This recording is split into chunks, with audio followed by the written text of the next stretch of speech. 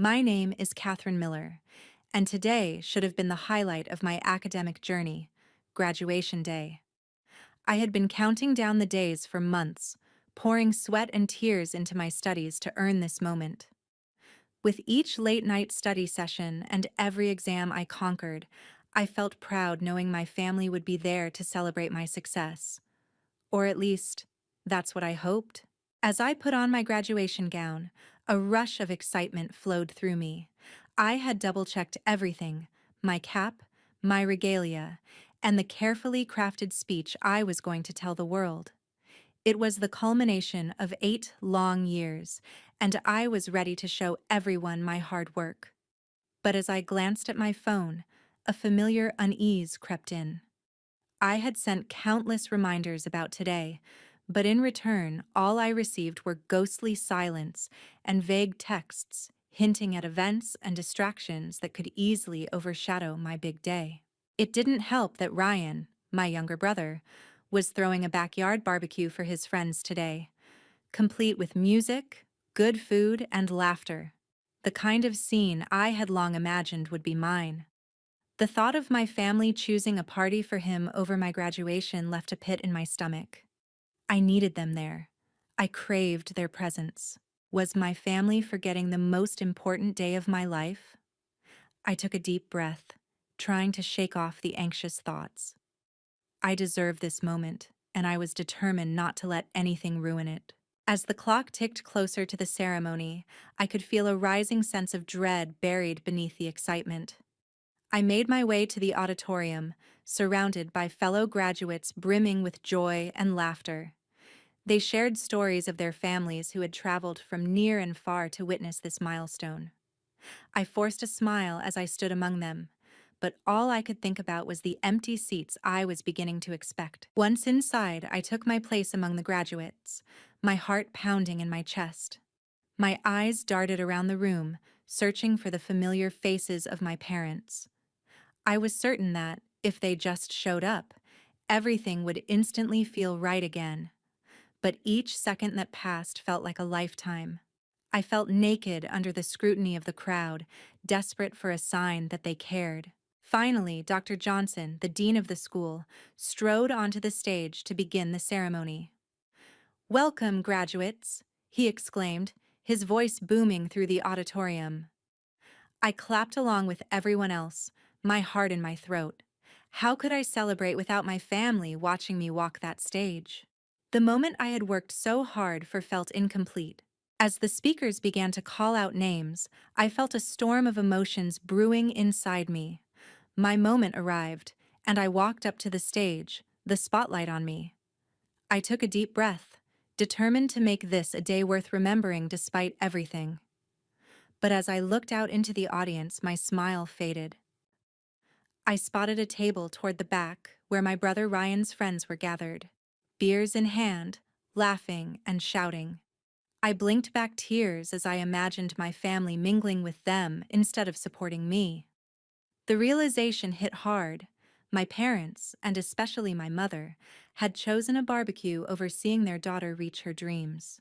When I finally stepped down from the stage, a fake smile plastered on my face. I was met by applause, but all I could hear were the echoes of my family's absence. The world around me blurred, and I felt disoriented, as if I had just been jettisoned into another reality. A quick glance at my phone revealed nothing but neglect. No message, no call, nothing from anyone I had once relied on for support. The bitterness coursed through me, leaving a trail of pain that felt too deep to ignore. I needed to confront this cold truth. My family had abandoned me on what should have been a triumphant day. With a heavy heart, I made my way to the parking lot after the ceremony, feeling hollow. I didn't just want to disappear. I needed to. That day was supposed to mark the beginning of a new chapter in my life. But the reality I faced was that I was always going to remain in the shadows of my family's attention. What was I to do now? Stay and play the part of a forgotten daughter? Or finally, let go of the hope that they would ever change? The decision was drawing closer.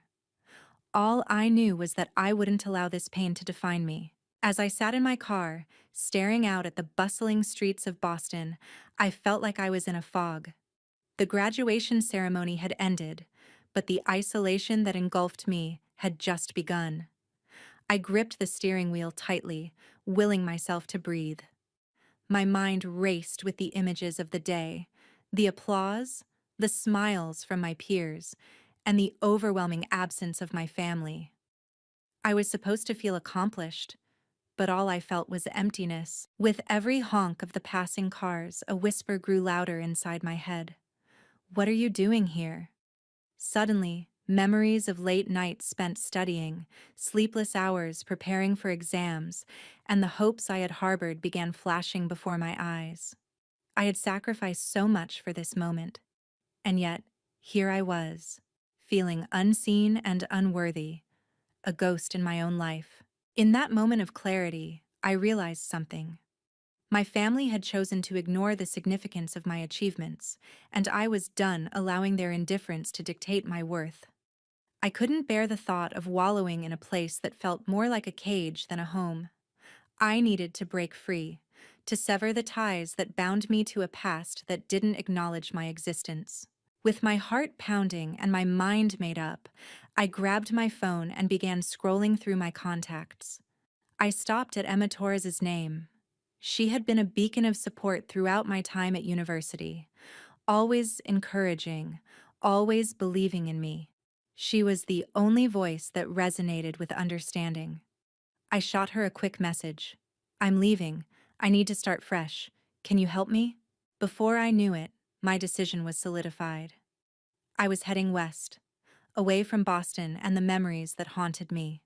I wanted a clean slate, a chance to reinvent myself and forge a new identity, one that didn't carry the weight of my family's expectations or lack thereof. And for the first time in what felt like an eternity, I felt a spark of hope. I turned the key in the ignition and my car roared to life. As I pulled out of the parking lot, I could feel the weight lift off my shoulders. My journey ahead was uncertain, but it was mine to shape.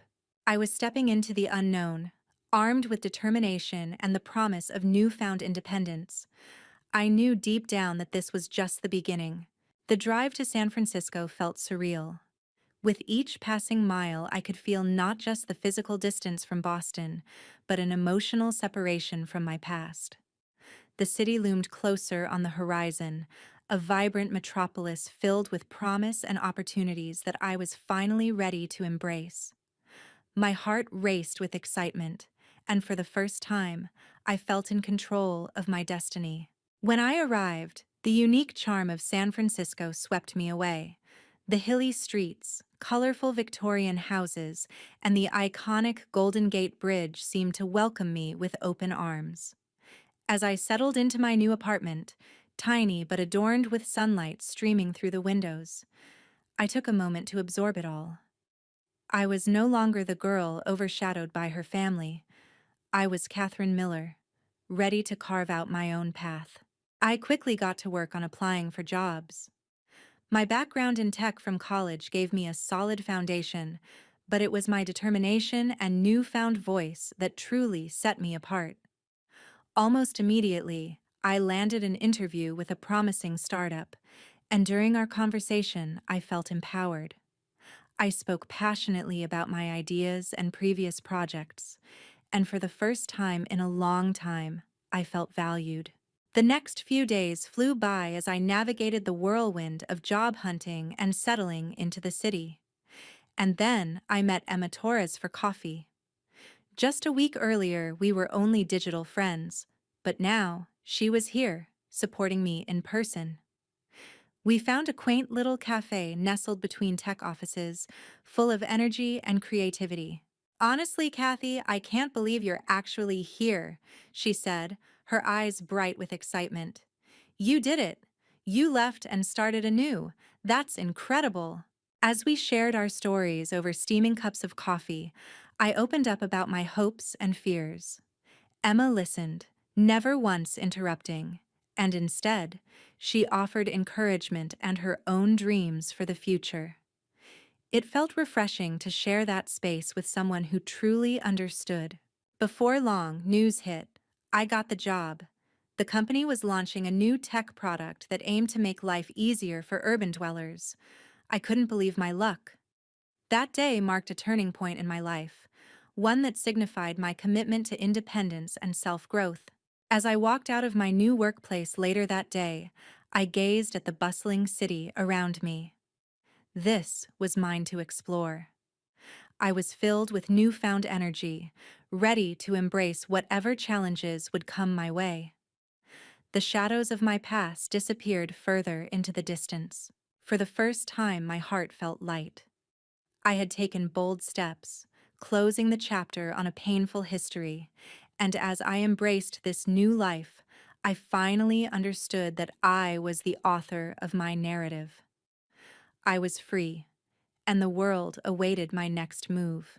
Just as I was settling into my new life in San Francisco, the unexpected began to knock at my door. My job at the startup was exhilarating, and I was fully immersed in the fast-paced world of tech. But even as I flourished professionally, there was an undercurrent of tension brewing beneath the surface. A week into my new role, I came into the office early to prepare for a team meeting. My thoughts were racing with ideas, and I was eager to present my work on the new product launch. As I poured coffee into my cup, I overheard snippets of conversation from colleagues in the break room. They were laughing and reminiscing about their families, telling stories that sounded so familiar, stories I used to belong to. It struck me like a bolt of lightning. Though I had done the hard work to distance myself from my family, in moments like these, it was clear that the echoes of my past still lingered. I thought about my graduation day and the emotional void left by their absence. I had planned to leave everything behind, but the weight of that unresolved pain was still clinging to me. Later that day, as I sat in the meeting room, I realized that I was becoming part of a new family at work, but vulnerability still loomed overhead. Listening to my boss, Tony, and my coworker David banter about family gatherings brought my old wounds back to the surface. As the meeting progressed, I tried to focus on the tasks at hand, contributing to discussions about user experience and design specifications. But I felt a nagging thought push into my mind. What would my family think of me now? Were they even aware of my new success? It was frustrating, realizing that despite my best efforts, I was still entangled by their memory. After a particularly intense day, as I walked home through the vibrant streets filled with the delightful chaos of city life, I turned my thoughts towards Emma. She had been my solid anchor, always encouraging me to push through the tough times. I decided to call her, hoping to gain some clarity and strength. "Hey, Kathy, how's everything going?" Emma said, her voice lighting up the line. "It's been good, but..." I hesitated. I keep having these moments where I flash back to my family, and it just hits hard. I thought I was moving on, but I still feel this pull. "It's completely normal," she assured me. "Starting fresh doesn't erase the past. It's about learning how to let it shape you while you build a new narrative." Her words resonated with me, and for the first time, I felt understood. I needed to confront these feelings, not shy away from them. Acknowledging my past was part of truly moving forward. As I ended the call, I felt somewhat liberated. I realized my past experiences had made me who I was now, giving me strength and wisdom. I didn't need to forget or erase. I just had to accept. The next morning, with renewed determination, I approached the day ready to take on both challenges and shadows alike. I was ready to honor my past while stepping confidently into my future. Nothing would hold me back. I was ready to earn my place in my new world. A few weeks flew by as my footing in San Francisco grew steadier. I had developed a solid routine at work, forged friendships with Emma, and was making strides towards my goals. Still, a nagging feeling lingered, a sense that perhaps I was evading an important part of my journey, the unresolved pain with my family. Then came the news that prompted me to confront that pain head-on. My grandmother, the one person in my family who always saw me, had passed away. The funeral was scheduled in Boston, and despite all my efforts to distance myself from my past, the gravity of that moment pulled me back into its orbit. As the day approached, I found myself in a whirlpool of emotions. My heart ached with sadness for the loss, but it also fluttered with anxiety about facing the family I had tried so hard to escape. Part of me wanted to attend the funeral, to share my grief with others. The other part was terrified of being reminded of the hurtful moments that led me to leave in the first place. On the day of the funeral, I stood in front of the mirror in my modest San Francisco apartment, running my fingers over the fabric of my black dress. This wasn't just any family gathering, it was the first time I'd returned to the place where I once felt so invisible. The thought made my stomach churn. Would they even recognize me as the person I'd become? As I arrived in Boston, the familiar sights tugged at my heartstrings. The old family home stood there just as I had left it, sturdy and unchanged, while I felt like a completely different person. My breath caught in my throat as I stepped inside. The air was thick with nostalgia and unspoken tension. The funeral itself was brief, solemn, and filled with whispers of remembrance. I spotted my mom, Linda, across the room, exchanging pleasantries with relatives. A wave of anxiety swept over me. There she was, my mother, the woman who had never shown up when it mattered most. I couldn't help but wonder what she thought of the daughter she had neglected. After the service, the family gathered at the house for a small reception. I felt their eyes on me as I entered, judging, assessing. Ryan was there too, but I couldn't muster the courage to approach him. Instead, I hovered on the outskirts, sipping a drink, lost in the cacophony of family chatter. Just as I thought I could slip away unnoticed, my mother noticed me. Her expression shifted, a mix of shock and something I couldn't quite place. Relief, perhaps? "Kathy," she said, drawing closer. "You made it." I could sense the tension pulsing between us, but I busied myself with the room, focusing on what to say next. But then came the confrontation everyone had been avoiding. "Why didn't you come to your graduation?" The words spilled out before I could stop them. My voice was steady, but my heart raced. Was it really more important to celebrate Ryan's barbecue? The silence that followed was deafening. Conversations ceased, and eyes turned towards us. I could feel their anticipation, but I was determined to voice the hurt that had simmered for far too long. I wasn't going to let this moment slip away. "Mom, that day was monumental for me. Instead, I was left in a room filled with strangers while you partied for someone else. Did you even care?" The words hung heavy in the air, and I could see the shift in my family's expressions: shock, discomfort, and perhaps a hint of regret. This was it. The moment that could either lead to understanding or an even wider chasm. I held my breath, waiting for her response. I was prepared for a fight, or maybe even worse, for her to dismiss my feelings entirely. What happened next could change everything. The silence hung thick in the air, and I could feel the weight of everyone's gaze. For a fleeting moment, I wondered if I had gone too far, but as I looked into my mother's eyes, I saw a mix of shock and fear.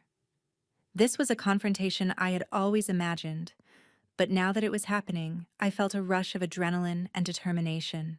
"Did you even care?" I repeated more softly now, my voice trembling slightly. "Not just about graduation, but about me? Did you ever think about what it felt like to be overlooked? To always be the one in the background, waiting for acknowledgement?" Linda's face twisted into a frown, a blend of confusion and defensiveness. "Kathy, No," I interrupted, my heart pounding. "This isn't about excuses. You can't just dismiss me or my feelings like you always have. I needed you.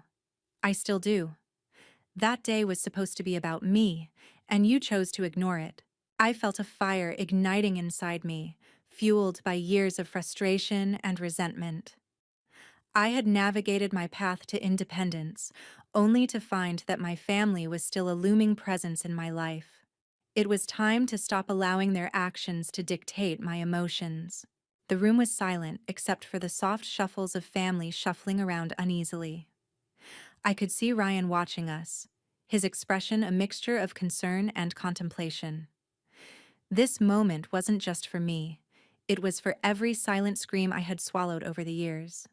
I packed up my life and left for San Francisco because I couldn't bear the thought of living in your shadow anymore. And while I'm starting fresh, a part of me is still broken because I wanted my family to celebrate that journey with me. Tears pricked at the corners of my eyes, but I forced them back. I didn't want pity, I wanted understanding. But now I'm realizing that I can't keep holding onto the hope that things will change. You've shown me, time and time again, that you value others more than me. And it hurts. It's beyond painful. My mother opened her mouth, but no words came out. She looked around the room, as if searching for support from the other family members. Shouldn't she be the one comforting me? Finally, she found her voice. Kathy, I never meant to hurt you. I thought you were happy doing your own thing. I thought graduation would be just another day. Just another day? I exclaimed, the heat rising. For me, it was the culmination of years of hard work and sacrifice. But it's clear that I will never be enough for you. My achievements mean nothing if you can't even bother to remember when they are. At that moment, I realized I wouldn't find what I had once hoped for: reconciliation or even acknowledgement from my family. Instead, I was faced with the hard truth that I had to let go of this chapter for good. With a deep breath, I leaned back, resisting the urge to plead or argue further. I'm done fighting for your attention. I'm moving on, with or without you. I don't want to continue this charade. I turned to leave, a mix of sorrow and relief washing over me. As I walked to the door, I could feel all eyes still on me, but this time, it didn't disturb me. I was reclaiming my narrative. Goodbye, Mom, I said softly, the finality of my words reverberating in my chest. I hope one day you understand. Stepping outside into the fresh air, I realized that I had freed myself from the bindings of resentment and disappointment. I was ready to step into my future, unburdened and unapologetic. San Francisco awaited me with open arms, and I was determined to find my place in the world, a place where I would finally be valued for who I am.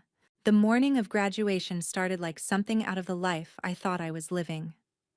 I lined up my makeup on the bathroom counter, rehearsed my smile in the mirror, and checked my phone for the 10th time. No new messages, just the last one from my mom the night before. We're so busy getting everything ready for today. Don't stress, okay? She'd added a smiling emoji and a little heart. She didn't say what everything was. She didn't ask how I felt. I filled in the rest of the sentence myself, getting everything ready for my big day. That was the only thing that made sense.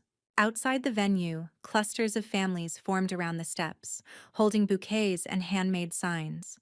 I stood off to the side, clutching the edge of my gown, refreshing my messages again and again, like somehow the act of looking harder might make her appear. Nothing, I typed. Where are you guys sitting?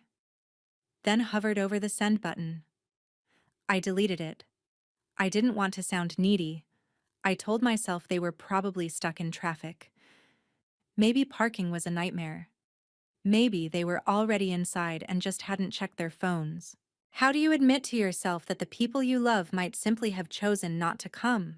Inside the auditorium, I scanned the rows of seats while the dean welcomed everyone. I tried to match every empty chair with a story that wasn't mine. Maybe they were in the restroom. Maybe they were late. But when the speeches dragged on and the seats where my family should have been stayed empty, denial started to taste like poison. Then my phone buzzed in my pocket.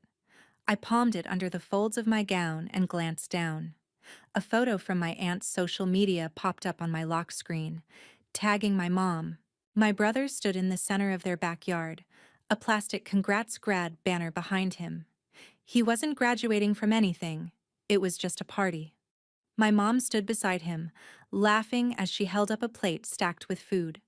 The timestamp on the picture matched the exact moment I was supposed to walk across the stage. I stared at the screen until my name was called. Walking across that stage, the applause sounded distant, muffled by the roaring question in my head. If this isn't enough for her, what will ever be?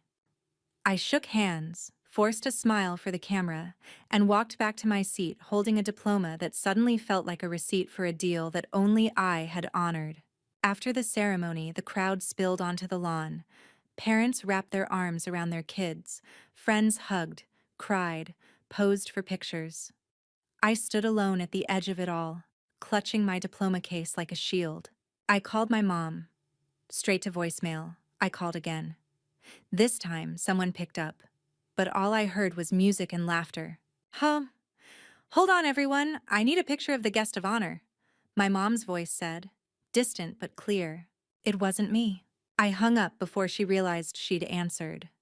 For a few seconds, I just stared at my reflection in the black screen of my phone. My lipstick had cracked in the corners from smiling too hard. Was I really going to keep pretending this was normal? That I was okay with being the backup child? The flexible one? The one who always understood? On the drive back to my tiny off-campus apartment, the anger settled into something colder. Clarity. If I stayed, I'd keep orbiting around people who barely noticed when I crossed milestones alone. If I left, at least the silence would be honest. By the time I parked, the plan had started forming. Not a dramatic movie-style escape, something sharper, more intentional. First, I opened the family group chat and scrolled through years of messages about Ryan's games, Ryan's promotions, Ryan's big opportunities, with my accomplishments squeezed into the gaps like afterthoughts. I hovered over the leave conversation button. Then I closed the app. Walking away had to mean more than just a thumb-pressing leave. It had to mean dismantling the version of myself they thought they owned. I pulled out my laptop and wrote a list. Close out the lease. Transfer savings. Apply to jobs far away, really far away. Find somewhere new to land. Remove them from everything. Emergency contacts, school records, medical forms. I stared at the list. A familiar name floated into my mind. Emma Torres. The one person who'd always treated my achievements like they actually mattered. The friend who had stayed up with me on video calls during finals week, who told me I was worth more than the scraps of attention I got at home. I messaged her. I'm serious this time. I'm done. I need a clean break. Is San Francisco still as far away as it sounds? Her reply came within a minute. Yes. And you have a couch here until you find something better. If you're really doing this, we'll make it work. I looked around my apartment. The stacks of textbooks, the cheap furniture, the photo frame on my desk holding the last picture of my family all together. My mom's smile in that photo suddenly looked fake, like it belonged to a stranger. That night, I packed what I could fit in my car, slid my key under my landlord's door with a short note, and stared at my phone one last time. There were still no messages from my mother asking how graduation had gone, so I sent her my own message. A single photo of me in my cap and gown, standing alone in the empty auditorium after everyone had left. No caption, no explanation. Just the truth she didn't bother to witness. Then I muted her number, placed the phone face down on the passenger seat, and turned the key in the ignition. Was I running away, or finally walking out of a role I was never meant to play? The miles blurred together as I drove west, my old life shrinking in the rearview mirror. Every state line I crossed felt like another invisible cord snapping, another tie to my mother loosening. By the time I reached San Francisco, exhaustion clung to me like a second skin, but underneath it was something new, relief. Emma met me in front of her apartment building, barefoot in mismatched socks, arms open wide. You actually did it, she said, pulling me into a hug that lasted a beat longer than casual. You really left. What was I supposed to do? I replied. Wait around for her to remember I exist? Emma didn't argue. She didn't try to defend my mother or remind me that family is everything. She just helped me carry my boxes up the narrow stairs and cleared a corner in her living room for my suitcase and folded clothes. The first week was a haze of logistics. I applied for jobs during the day, sent out my resume to every tech company that would take a chance on a fresh grad, and spent the evenings rewriting my life on paper. Emergency contact, Emma Torres. Next of kin, N.A. Permanent address, San Francisco, California. Every form that used to have my mother's name on it became a small ritual of erasure. My pen hovered over the boxes where I used to write Linda Miller, and I crossed them out with a kind of quiet satisfaction. If she wasn't going to show up when I needed her, she didn't get to be the person the hospital called if I ended up in a ditch. It took 3 weeks of interviews, rejections, and waiting, but eventually I got an offer from a mid-sized startup building tools for urban planning. It wasn't glamorous, but it was mine. When the recruiter called to say, "We'd like to bring you on board," I almost asked if she was sure she had the right person. At the office, introductions came with the same small talk. "Where are you from? What brought you here? Do you miss your family?" "I'm from Boston," I would answer. I needed a change. It was complicated back home. Most people nodded and let it go. A few pushed, but I'd perfected the art of the polite deflection. "How do you explain that your mother abandoned you on your graduation day without sounding like you're exaggerating?" At night, I sat on Emma's couch scrolling through my photos. I started deleting. First went the easy ones: blurry selfies, duplicate shots, random screenshots. Then I went after the images that hurt. My mom hugging Ryan at his birthday while I stood in the background. My mom cheering at his games. My mom smiling in the front row of his events, while my photos from award ceremonies were selfies in bathroom mirrors because no one was there to take them. One by one, I removed them from my phone, from my cloud, from my social media. I didn't rage delete, I curated.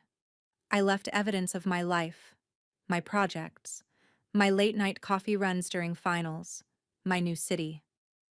I erased her, not because I wanted to pretend she'd never existed, but because I refused to keep preserving a version of her that had never truly shown up for me. Sometimes I'd stop with my finger hovering over the delete button and ask myself, if I erase this, am I lying about what happened, or finally telling the truth about what mattered? I kept one photo, my grandmother and me, standing on her porch, her arm looped through mine. She was the only person who had ever looked at me like I was enough exactly as I was. I slid that photo into the corner of my mirror. San Francisco slowly became a life. A keycard that actually opened doors. Meetings where people listened when I spoke. Pizza nights with Emma and a few co-workers. Mornings where I woke up and didn't immediately check my phone to see if my mom remembered I existed. But even as I built that life, there was a quiet awareness humming in the background. I had disappeared from her world, but the part of me that wanted her to notice the empty space where I used to stand, that part was still very much alive. The email from the lawyer came on a Tuesday afternoon, halfway through a product sprint. The subject line was short and formal. Estate of Margaret Hayes, my grandmother's name. My stomach dropped. I hadn't spoken to her in months. I'd told myself I was protecting her from the fallout of my disappearing act. But deep down, I'd been afraid. Afraid she'd take my mother's side. Afraid she'd tell me to go back and be reasonable. I clicked the email open with fingers that suddenly felt heavy. The lawyer explained that my grandmother had passed away peacefully 2 weeks earlier. There would be a small service in Boston. Attached were scanned copies of relevant documents, including a note my grandmother had left for me and information about a fund she'd set up years ago. I opened the attachment. She had directed a portion of her savings into an education account for Catherine's tuition and graduation expenses. She'd written my name out in her careful, looping handwriting. The fund had been under my mother's control until Catherine completes her degree. According to the statement, most of the money was gone. The withdrawals were marked with dates that lined up suspiciously well with my brother's emergency expenses, car repairs, a failed business venture, a trip he had to take with his friends. My throat went dry. I scrolled further and found a note from my grandmother to the lawyer, written months before graduation. She mentioned being relieved that Linda said Catherine didn't want a big fuss over her ceremony and preferred a small family dinner later. My vision blurred. My mother hadn't just skipped my graduation. She'd rewritten the story so completely that even my grandmother thought I didn't want anyone there. She'd used the money meant to support my education to fund my brother's life, and then acted like my graduation was just another Tuesday. How many times had she done that? How many moments had she quietly edited, replacing my needs with someone else's while telling everyone I wasn't the type to make a big deal out of things? I closed my laptop and pressed my palms into my eyes until I saw sparks. When Emma came home that night, she found me sitting at the kitchen table surrounded by printed pages. "What happened?" she asked, dropping her bag and sitting across from me. I slid the documents toward her. She told my grandmother I didn't want them at graduation. She used the money Grandma left for me, for my degree, for Ryan. And then she threw him a party the same day I walked across the stage alone. Emma read in silence, her jaw tightening. "What do you even call that?" I asked. "Neglect, manipulation, theft. How do you take your own child's moment and hand it to someone else, and then sleep at night like nothing happened?" Emma met my gaze. "What do you want to do?" For the first time, my answer wasn't a shaky, "I don't know." "I want her to feel what she made me feel," I said quietly. "I want her to wake up one day and realize she has no idea who her daughter is anymore, because she was so busy rewriting my life to fit her story. And I want everyone she lied to see the truth. I'm done being the version of me she edits to make herself look better." I booked a flight to Boston for the funeral, not to reconnect, not to patch things up. I was going back to bury my grandmother, and to bury whatever remained of the daughter my mother thought she could control. The day of the funeral, Boston felt smaller than I remembered, like the city itself was shrinking around me. I stood at the edge of the cemetery, clutching the program with my grandmother's name on it, and reminded myself why I was there. I wasn't there for my mother, not anymore. The service was simple and quiet, just like my grandmother would have wanted. I caught sight of my mom across the crowd, her eyes red, her hand gripping the arm of a chair. For a moment, a reflexive ache flared in my chest. The urge to go to her, to be the daughter who fixed things, who made it easier for everyone else. Then I remembered the empty seats at my graduation and the backyard party photo stamped with that cruel little "Congrats" banner. After the burial, everyone moved to my grandmother's house for the reception. The living room was crowded with relatives holding paper plates and half-empty cups, trading stories about how strong my mother had been through everything. "She's had such a tough year," one aunt said. "Between Ryan's setbacks and Catherine going wherever she went. Linda told us Kathy didn't even want a ceremony. Can you imagine?" My ears rang. I stepped into the doorway. "That's not what happened," I said. Heads turned. Conversation stopped. My mother froze, her smile slipping for the first time all day. "Kathy," she said, her voice tight. "This really isn't the time, isn't it?" I asked. "Grandma spent years saving for my education and my graduation. She trusted you to handle that money. She thought you were supporting me. She thought I didn't want anyone at my ceremony because you told her that." A murmur rolled through the room. My aunt's eyes widened. My mother's face went pale. "You're misinterpreting." I pulled the printed documents from my bag and placed them on the coffee table. "These are Grandma's instructions. And these," I said, flipping to the statements, "are the withdrawals you made. On the same dates you posted photos from Ryan's emergency trips and parties." I reached for the remote and turned on the TV. I'd synced my phone to it earlier, just in case I found the courage to do exactly this. On the screen, a slideshow started. A photo of me in my gown on the empty stage, followed by the backyard barbecue shots from that same afternoon, my mom posing next to Ryan, laughing under the banner. I didn't add music. The silence was loud enough.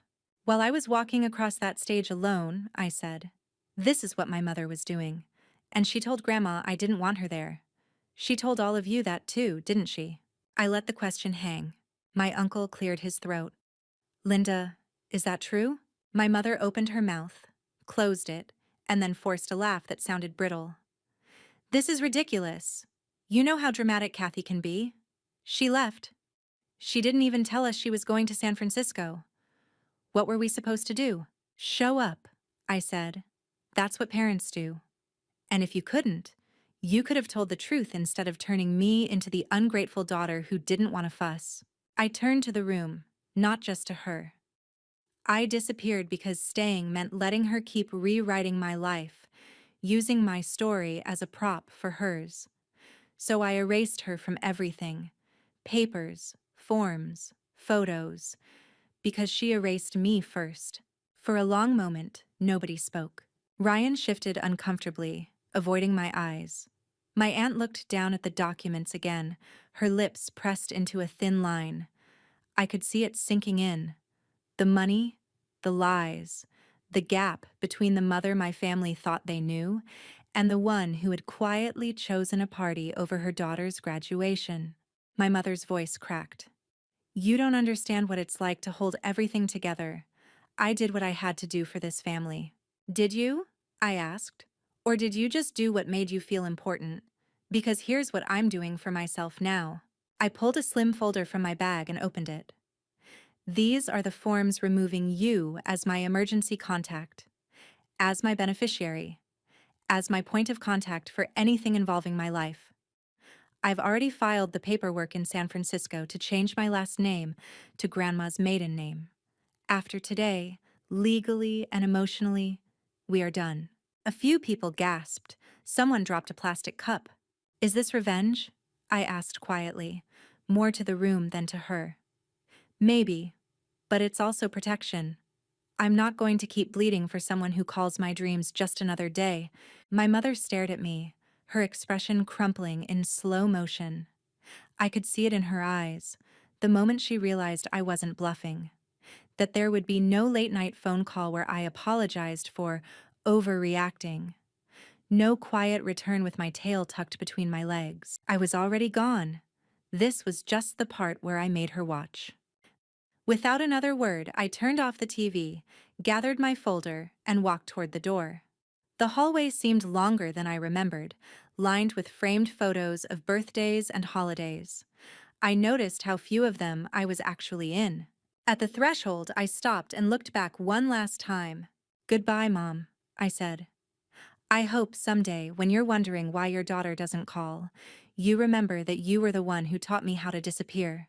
Then I stepped outside, closing the door behind me on the life I'd finally decided to erase. Back in San Francisco, everything looked the same. Same bus stop, same corner coffee shop, same dent in Emma's couch cushion where I always sat. But I was different. The funeral, the confrontation, the slideshow, it all replayed in my mind like a movie I'd finally reached the end of. For the first time, there wasn't a scene I wished I'd handled differently. I had said what needed to be said. I had shown what needed to be seen. Now it was about follow-through. The name change paperwork took months to process, but the act of filing it felt like flipping a switch. I signed the forms with a steady hand. Catherine Hayes. My grandmother's last name. The first time I saw it printed on an official document, a strange mix of grief and pride washed over me. At the bank, I updated my records. "Any family members you'd like to add as beneficiaries?" the clerk asked. "No," I said. "Not right now." At the doctor's office, I filled out a new intake form. Under "In case of emergency, notify," I wrote Emma's name again, then added the name of a colleague who had quietly become a friend. The line that used to say "Mother" stayed blank. I went through my phone, removing my mother's number from everything: my rideshare account, my HR file, my list of trusted contacts. I changed my email, set filters to send anything from her directly to a folder I labeled Archive, and then muted notifications for that folder completely. Erasing her wasn't a single dramatic gesture. It was a series of small, deliberate choices, name by name, form by form, memory by memory. One night, Emma found me sitting on the floor surrounded by shoe boxes of old photos and notebooks. "You sure you're okay?" she asked, leaning on the doorframe. "I'm not burning anything," I said. "I'm just sorting." I made two piles. Pile 1, moments that still felt like mine. Laughing with friends, school projects, the time Grandma and I baked a cake so badly it collapsed in the middle, and we ate it straight from the pan. Pile 2, moments that only reminded me of being an accessory in my own life. Standing behind Ryan in family photos, sitting off to the side while my mother poured herself into his latest crisis. I put the second pile back into the shoebox, taped it shut, and slid it to the back of my closet. Not destroyed, just out of reach. "Do you ever worry you're going to regret this?" Emma asked quietly. "Every day," I admitted. "But I also regret every time I waited for her to change. At some point, you have to decide which regret you can live with." Weeks turned into months. Life, real, ordinary, complicated life, started to fill the spaces that anger used to occupy. Work got busier. I led my first project. I laughed more easily.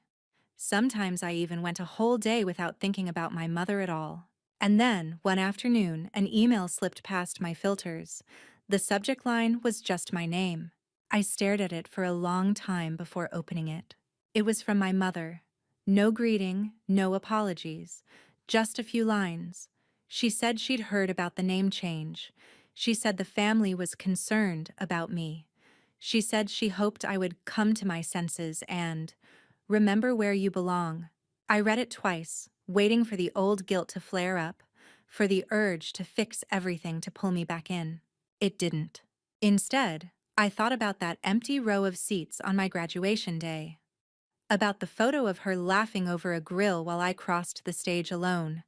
About my grandmother's careful handwriting on those documents, and the trust my mother had treated like an ATM. I hit reply and typed one sentence. "I remember exactly where I belong, and it isn't where I'm treated like I don't exist." Then I deleted the draft instead of sending it. Some messages don't need to be delivered to be true. I archived her email, re-enabled the filter, and went back to my work.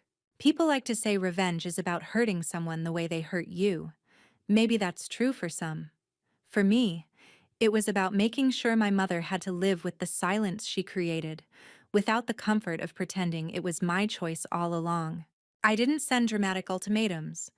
I didn't show up on holidays to argue. I simply stopped being available for her version of the story. I changed my name, my contacts, my future. I erased every official trace of the daughter she hadn't bothered to show up for, and in doing so, I finally saw myself clearly. Sometimes, late at night, I catch myself wondering what she tells people now. Does she say I'm busy? That we grew apart? That I'm going through a phase? Then I remember, I don't have to know. Her narrative doesn't rule me anymore. I still have scars from the girl who stood on that stage, searching for a face that never appeared, but I also have something she never gave me. A life where my worth isn't measured by how convenient I am to someone else. If you were in my place, if your mother abandoned you on the day you finally earned your moment, would you keep waiting in that auditorium for her to show up? Or would you walk out, close the doors behind you, and start erasing her from a story she never truly cared to be part of?